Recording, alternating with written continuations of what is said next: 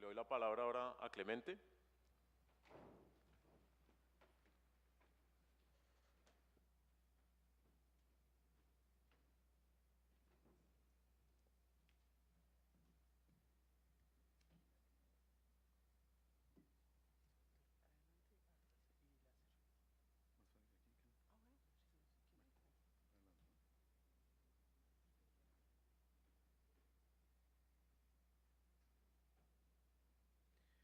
Bueno, muchas gracias.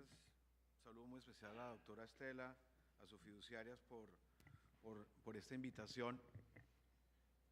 Perdón, pusieron un escalón aquí, David, para que se viera más alto, pero...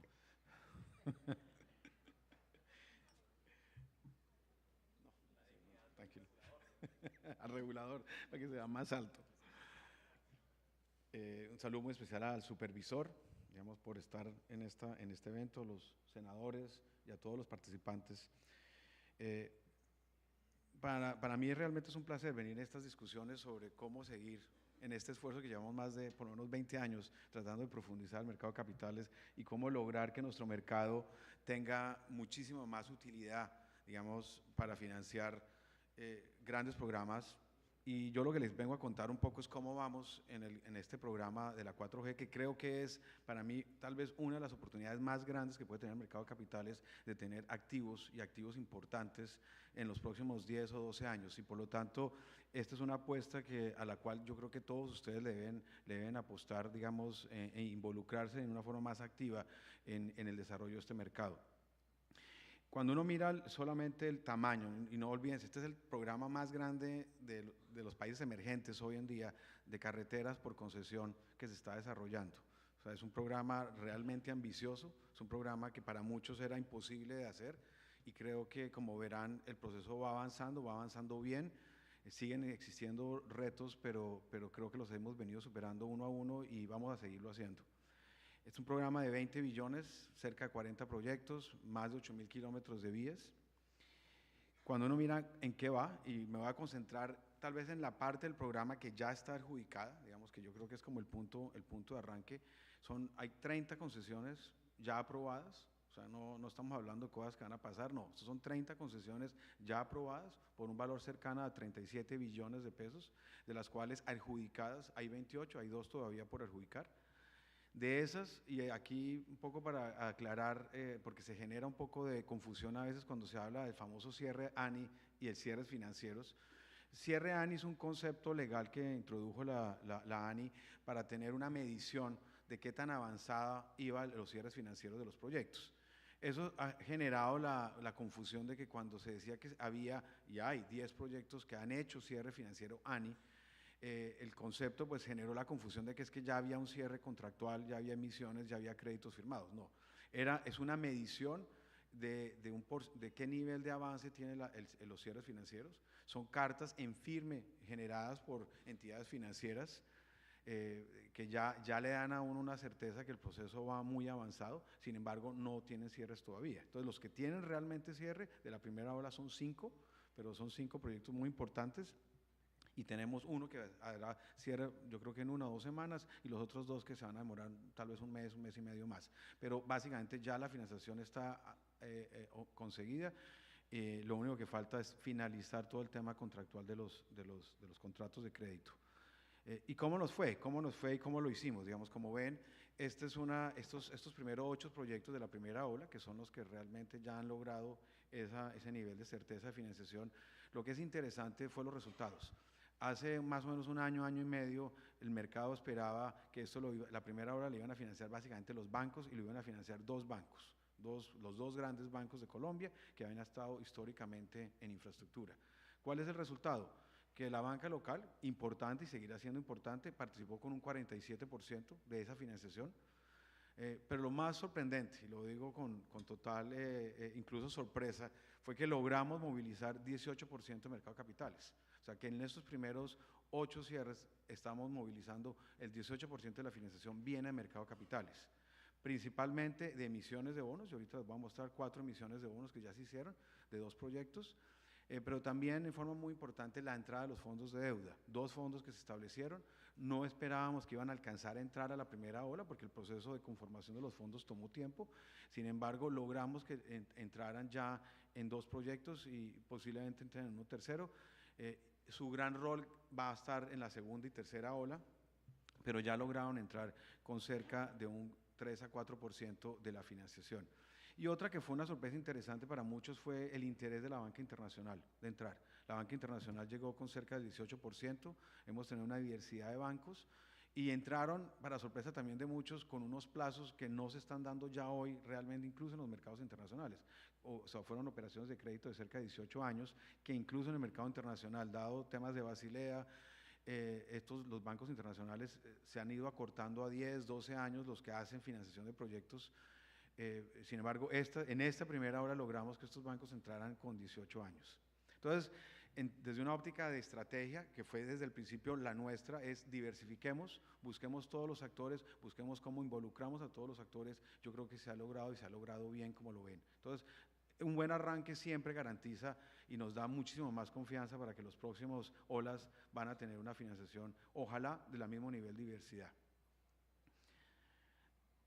Menciono rápido el tema de mercado de capitales y el tema de los bonos. Realmente el haber podido generar 4 emisiones, 2 en dólares y 2 en VRs, las 2 fueron listadas por regulación 144 en Luxemburgo. ¿Por qué? Porque necesitábamos tener la tranquilidad de que iba a haber no solamente inversionistas locales, sino iba a haber inversionistas internacionales participando, particularmente en las de la VR. En estos 2 proyectos, que es el caso Pacífico 3 y Costera, logramos que el mercado de capitales participara con el 50% de la financiación. Realmente fue un hito que ya está siendo empezado a ser reconocido en los mercados internacionales. Latin Finance pronto va a anunciar que escogió a uno de estos proyectos como la transacción del año en la parte de carreteras, lo cual realmente es un orgullo de ver cómo estamos empezando a tener impacto, incluso impacto a nivel regional, en haber logrado una de las transacciones más interesantes, digamos, en términos de involucrar el mercado de capitales desde el día cero, porque estos son bonos emitidos desde el día cero, no en la fase de refinanciación, que era lo que mucha gente esperaba. Estas son las 2 transacciones, la de Pacífico 3, la de Cartagena-Barranquilla, una por 397.000 millones, la otra por 327.000 millones. Les voy a hablar solo de las de las VRs porque fueron las que iban más dirigidas al mercado local. En la primera transacción hubo una mayor participación de locales, en la segunda fue más mixto. La verdad fue que la Pacífico 3 salió en uno de los momentos más volátiles del mercado internacional de este primer semestre. No obstante, se lograron unos spreads frente, por ejemplo, donde estaba transando Ecopetrol muy similares, o sea, logramos un buen pricing para la coyuntura. Desafortunadamente fue una coyuntura difícil donde las tasas estaban muy por arriba. En cambio, Cartagena-Barranquilla logró un pricing, en mi opinión, más apretado y lo logró buena parte porque hubo mucha más participación de actores. Mientras en la primera tuvimos un poco de concentración en el mercado local, con pocos jugadores, como ustedes saben, del mercado local, en la segunda se logró una mejor diversificación y eso permitió un mejoramiento de alguna manera un poco en los spreads. Pero las 2 transacciones son transacciones, digamos, realmente de mostrar y como les digo, ya están siendo reconocidas internacionalmente. Y viene el tema del potencial, que es como el segundo tema de la presentación. ¿Qué hemos hecho, cómo estamos avanzando y cuál es la oportunidad? Yo aquí hice un ejercicio simplemente para mostrar el potencial que tiene este programa como un generador interesante de activos para el mercado de capitales. Si solo cojo en la primera columna donde ven los 10.8 billones, eso es si aplicamos más o menos el mismo porcentaje con que logramos en la primera ola involucrar fondos de deuda e involucrar emisiones de bonos, mantenemos la misma participación dentro de todo el programa, podríamos lograr cerca de una movilización de cerca de 10.8 billones de pesos para este programa. Eso contrasta y lo ven en las columnas del lado derecho. Si uno mira las estadísticas del 2013 al 16, de cuánto se emitió por parte de los bancos, que son los grandes emisores de bonos en este país, 6.3 billones. O sea, solamente en eso estaríamos muy por encima de lo que se ha podido emitir en los últimos 3 a 4 años por parte de los bancos. Y si lo comparo con todo el sector no financiero, en ese mismo periodo es 7.7. Entonces, realmente sería un monto de un tamaño, digamos, que no hemos visto proviniendo del mismo sector. Y si adicional a eso le involucro lo que va a generarse en los próximos 8 o 9 años en el momento que empecemos a refinanciar, porque la expectativa de casi todos los proyectos que están saliendo hoy al mercado es que se va a refinanciar el componente de bancos una vez el proyecto entre a la fase de operación y mantenimiento, que es, digamos, una práctica normal en todos los mercados. Ahí el potencial, dependiendo de si lo que se refinancia es el 40 o se refinancia el 70% de lo que hicimos en banca local, ni siquiera estoy metiendo la parte de banca internacional, solo la banca local, el potencial es de 8 a 14 billones. Sumo las dos cosas, estamos hablando de cerca de 19 a 25 billones, que es 3 o 4 veces lo que se ha emitido en los últimos 3 o 4 años entre bancos y sector cooperativo. O sea, si ustedes me preguntan dónde hay potencial, aquí hay potencial, y es un potencial enorme, digamos. Y en la medida, por ejemplo, en el caso de las refinanciaciones, nosotros sí esperamos ahí poder empaquetar varios proyectos y poder sacar, por ejemplo, una titularización que coja 3 o 4 proyectos, o sea, haya una diversificación de fuentes y adicionalmente logre una liquidez por poder realmente generar una fungibilidad, porque estos son instrumentos, sobre todo los de la primera, segunda y tercera ola, con un gran componente de respaldo crediticio de Estado. Entonces son casi un cuasi emisor soberano. ¿Dónde está el reto? Está en la falta de profundidad del mercado. O sea, ¿cómo poder uno convencer a los contratistas y sponsors de que le apuesten a refinanciar en el mercado de capitales? ¿Cómo convencerlos a otros emisores que quieran seguir emitiendo, como lo hicieron ya 2 proyectos, cuando ven que el mercado es muy poco profundo, cuando ven que el mercado, sobre todo local, depende de muy poquitos jugadores? Esa falta de profundidad indudablemente le introduce incertidumbre enorme a los emisores. Entonces, si no logramos atacar el tema de la profundidad, porque lo ven, la gráfica es diciente, digamos, en tema de pensiones, pues el 80% de toda esa industria está concentrado en 2 jugadores.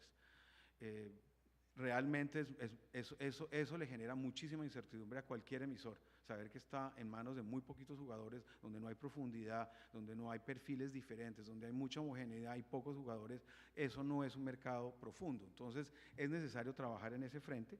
Ya David ha mencionado varias cosas, yo quería mencionar cuál es el rol nuestro en esto. El rol nuestro en la primera etapa fue un rol de movilizador de recursos y lo hicimos a través de una serie de productos que fue lo que permitió, por ejemplo, que las 4 emisiones se pudieran hacer.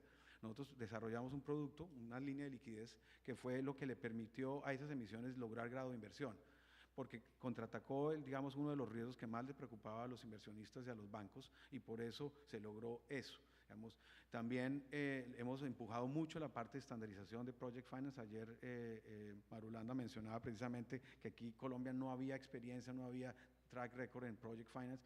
Ha sido un trabajo que nosotros hemos querido liderar con las firmas de abogados líderes acá en generar estándares, y yo creo que este primer paquete ya nos va a definir unos estándares muy interesantes. Hubo diversidad en la negociación, pero al final terminó predominando unos estándares altos, que yo creo que eso le debe dar tranquilidad a los inversionistas.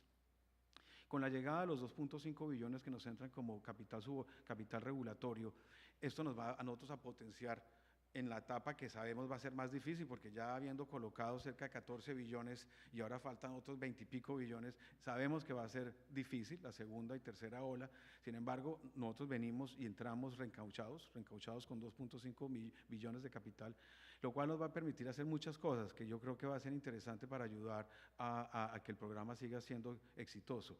Por un lado, nos va a permitir liderar transacciones y ayudar a introducir productos nuevos. Por ejemplo, ayer se mencionaba el tema de los mini perms, o sea, créditos con una concentración en la amortización al final, que están trabajando sobre la base que se van a poder refinanciar.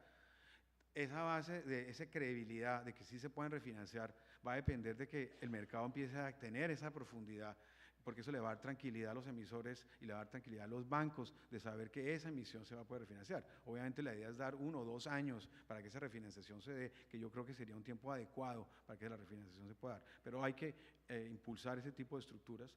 Nos están pidiendo, por ejemplo, garantías del equity, que ha sido uno de los temas que se mencionaba ayer. Uno de los problemas que todavía sigue siendo grande en este programa es que se está empezando a secar la capacidad de capital de los sponsors, y por eso es muy importante reciclar capital también. No solamente necesitamos reciclar los créditos bancarios para que los bancos tengan capacidad de seguir financiando los próximos programas que vienen, pero también nos toca reciclar el capital de los grandes constructores, porque también por un cierto nivel de concentración se está generando un estrés de capital Entonces ahí estamos haciendo dos cosas. Uno, desarrollando una línea de garantías de equity para ciertos sponsors que cumplan con ciertas, digamos, condiciones para ayudarles a respaldar una exigencia que está haciendo la banca a los sponsors.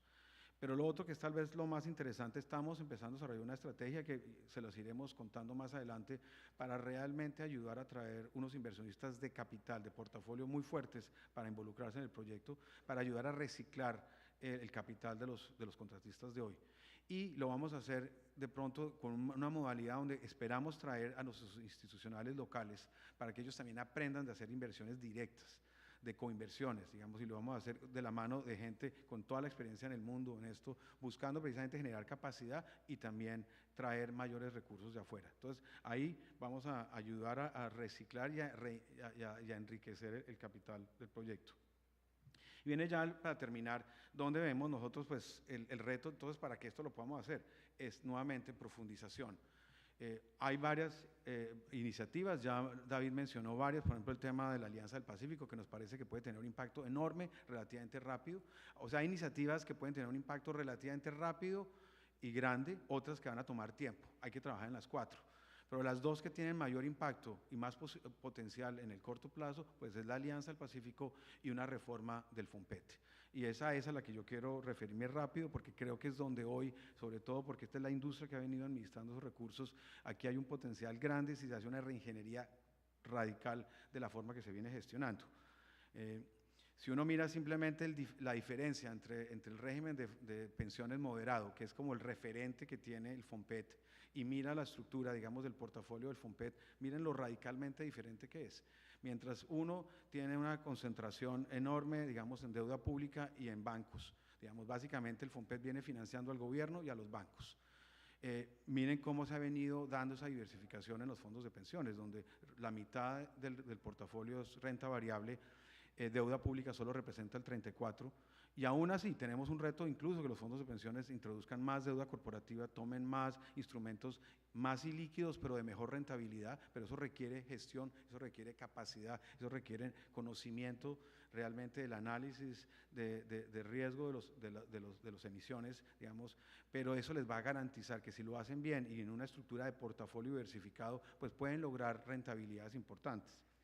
Cuando uno mira la situación un poco del FOMPET y mira la rentabilidad y la compara un poco con los fondos, el de fondos moderados, las dos cosas que llaman la atención es, uno, la mayor rentabilidad generada por los fondos de pensiones del portafolio moderado, y lo segundo, la estabilidad hasta cierto punto de esa rentabilidad, mientras que en el otro ha habido muchísima más volatilidad, en parte por su concentración en pocos emisores. Es que nadie ha dicho que invertir en títulos puede que sea en términos crediticios, puede ser de menor riesgo, pero en términos de volatilidad, la rentabilidad le introduce una enorme volatilidad concentrar tanto el portafolio en un solo activo. Entonces, eso en ninguna parte del mundo, teoría de diversificación de portafolio. Entonces, ahí hay un potencial de optimización de eficiencia, y están 45 billones de pesos de recursos de largo plazo que tienen vocación de largo plazo, que están siendo invertidos realmente a corto plazo y en instrumentos de alta liquidez. Realmente ahí tenemos un potencial de crear unos nuevos jugadores, y eso va a depender de la forma en que el gobierno del año entrante pueda hacer una reforma estructural de fondo de la forma en que se organiza el FOMPET. Y simplemente 4 ideas de lo que hay que hacer. Obviamente hay que cambiar la forma que se remunera al administrador. Tiene que haber una remuneración razonable que cubra los costos mínimos básicos de operación, y debe haber ahí sí un incentivo grande a generar portafolios eficientes. Y un portafolio eficiente no es solamente un portafolio que genere más rentabilidad, es un portafolio que genera más rentabilidad pero a una menor volatilidad. O sea, lograr eso, combinar menor volatilidad con alta rentabilidad, pues es lo que debe garantizar que es un portafolio gestionado eficientemente. Eso requiere un expertise, eso requiere indudablemente una capacidad de los administradores de conocer productos diferentes a TES y a bonos de los bancos, digamos, y esa es una capacidad que hay que construir. Ustedes tienen la capacidad a través de los FICs de hacerlo, pero lo tienen que construir, no la tienen. Nosotros vivimos honestamente ahorita en estas emisiones de Costera y Pacífico 3 un poco la debilidad que tienen las administradoras fiduciarias de hacer ese tipo de inversiones. En buena parte por el régimen, entiendo, pero también por la falta de capacidad interna para este tipo de inversiones, inversiones de instrumentos de buena rentabilidad, poco líquidos, pero requiere un know-how que no está montado hoy, hay que construirlo, viene el reto. Creo que hay todas las posibilidades si el régimen lo hace atractivo. Pero una de las cosas que hay que atacar para que esto se pueda lograr es el tema de la definición de detrimento patrimonial. Desafortunadamente la Contraloría, y en eso quedó equivocadamente, ha entendido mal el cómo se mide detrimento patrimonial. Lo miran por transacción, la miden solamente en el momento de entre compra y venta, y al mirarlo por transacción están limitando la posibilidad de hacer una buena gestión de diversificación de portafolio y al final terminar maximizando la rentabilidad de los portafolios. Ellos nos están dando cuenta que con esa interpretación lo que están haciendo es generándole detrimento patrimonial al fondo al no poder maximizar su rentabilidad por el miedo que le genera al administrador que lo van a acusar de detrimento porque compró a un precio y vendió a otro. O por ejemplo, una cosa que me parece absurdo, si un activo en un momento dado, por razones que pueden pasar, empieza a deteriorarse, que no haya un stop loss para que él pueda vender, no lo puede hacer acá, porque si lo vende lo acusan de detrimento patrimonial. Entonces, la interpretación de la Contraloría es, en mi opinión, dañina para hacer una buena maximización y optimización del portafolio. Entonces, eso hay que trabajarlo con la Contraloría. Yo creo que hay que hacer un trabajo realmente de llegar a una definición adecuada de detrimento patrimonial para que quienes entren a administrar este portafolio a largo plazo lo puedan hacer sin miedo de que por hacer una buena gestión los van a meter a la cárcel. Entonces, me parece que si no hacemos eso, realmente es muy difícil. Y hay que extender los plazos. Es muy difícil administrar esto con contratos a 2 años. Estos son inversiones de largo plazo. Hay que premiar a quien hace buenas, si se va a dar unos esquemas de renovación, premia a quien ha hecho una buena gestión. Entonces, creo que con eso, con solamente algunos de estos cambios en el nuevo régimen, podemos atraer unos nuevos administradores. Pueden ser ustedes, pero pueden ser jugadores de afuera también y jugadores de adentro que se hayan especializado cada mes en inversiones de largo plazo y evitando concentración. Yo sí creo que en esto el gobierno va a tener que poner una regla de que los que ya tienen un nivel de concentración de mercado, pues no pueden entrar también a administrar eso, sino seguimos concentrando. Pero son cosas razonables y yo creo que el mercado lo va a entender y lo va a apoyar. Entonces yo simplemente quería dejar eso como una propuesta de dónde tenemos una posibilidad relativamente pronto, o sea, pensando en el año entrante, de crear mayor profundidad y poder lograr 4 o 5 nuevos jugadores manejando 45 o 50 billones de pesos. Muchas gracias.